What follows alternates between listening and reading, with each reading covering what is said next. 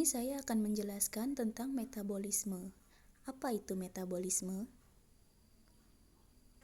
Metabolisme adalah proses ketika tubuh mengubah makanan dan minuman yang dikonsumsi menjadi energi. Metabolisme terbagi menjadi dua, yaitu ada anabolisme dan katabolisme. Anabolisme memerlukan energi dan katabolisme melepaskan energi. Anabolisme terdiri atas fotosintesis dan kemosintesis. Contoh dari katabolisme yaitu respirasi.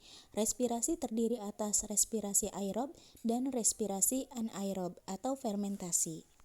Proses respirasi yaitu glikolisis, Daur-Krebs, dan transfer elektron.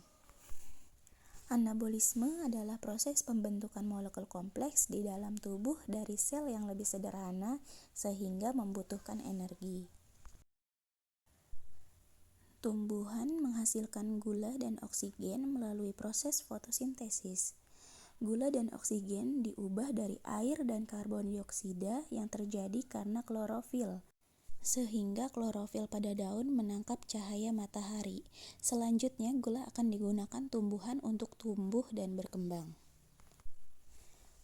Kemosintesis juga dapat diartikan sebagai salah satu bentuk asimilasi karbon yang dimana reduksi CO2 berlangsung dalam gelap tanpa membutuhkan cahaya, dengan hanya menggunakan energi murni hasil dari oksidasi. Katabolisme merupakan proses pemecahan molekul-molekul besar dan kompleks menjadi bentuk yang lebih sederhana, dan salah satunya adalah kalori atau energi. Dalam respirasi aerob, glikolisis dalam tahap ini akan berlangsung pemecahan glukosa yang menjadi asam pirufat. Dalam tahap respirasi ini akan menghasilkan 2 ATP, dan respirasi ini akan menuju pada tahap respirasi berikutnya. Dan pada siklus Krebs ini menghasilkan CO2 serta energi kimia, dan O2 akan menghasilkan sistem transfer elektron yang menghasilkan 36 ATP dan H2O. Selanjutnya ada respirasi anaerob. Respirasi ini merupakan salah satu proses katabolisme yang tidak memerlukan oksigen bebas, namun menggunakan senyawa tertentu seperti etanol maupun asam laktat. Asam pirufat yang diperoleh dari glikolisis dapat dimetabolisme menjadi senyawa berbeda, baik dalam keadaan ketersediaan oksigen maupun tidak.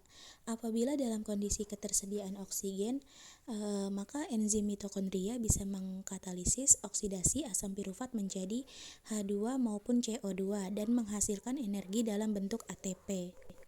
Sedangkan pada keadaan tanpa ada oksigen atau anaerob, yaitu pada sebuah sel dapat mengubah asam pirufat menjadi karbon dioksida dan etil alkohol serta membebaskan ATP. Kemudian oksidasi asam pirufat pada sel otot dapat menjadi CO2 dan asam laktat serta membebaskan ATP. Dalam proses reaksi tersebut bisa disebut dengan fermentasi. Pada proses fermentasi, beberapa enzim terlibat dalam sitoplasma sel.